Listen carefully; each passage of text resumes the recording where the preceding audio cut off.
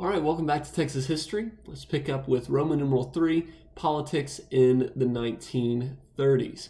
The first governor you would have read about was the first female governor of Texas in 1924, that is Miriam Ma Ferguson. She received that nickname Ma because of what the two initials M.A.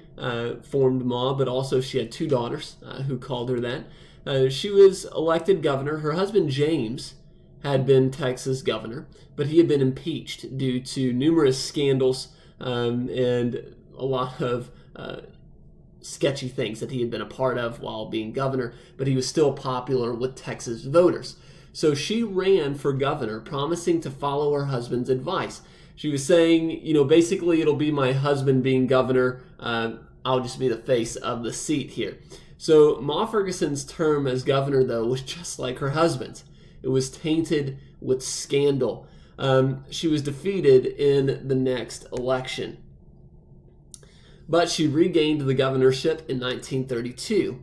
Several things that she was known for is that she pushed for support for $20 million in bread bonds in order to feed the hungry. She also pushed for federal relief money. So she was a big believer in the government giving out funds.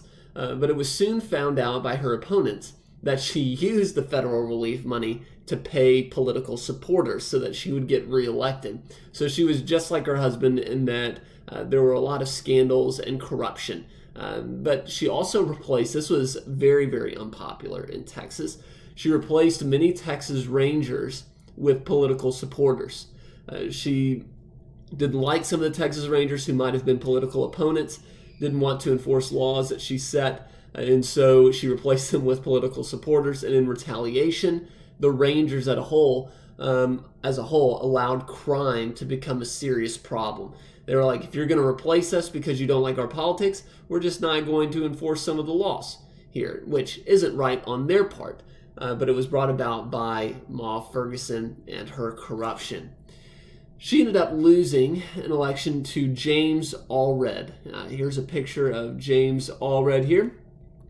But James Allred ran for governor in 1934, and he was backed by James Garner, if you remember, that was Franklin Roosevelt's vice president, and other powerful state leaders. He reversed many of Ma Ferguson's policies and brought back the Texas Rangers. He set up retirement systems for teachers and state employees, and then after he completed his 2 terms, he became a federal judge. So James Allred, stand-up governor for Texas.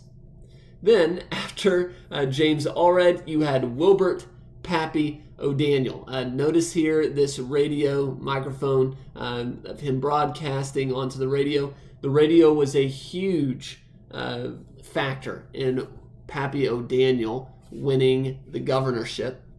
He was a political outsider when he ran, much like President Trump was when he first started running, but he ended up winning that election, and he won re-election in 1940, and it was the power of the radio that helped O'Daniel win.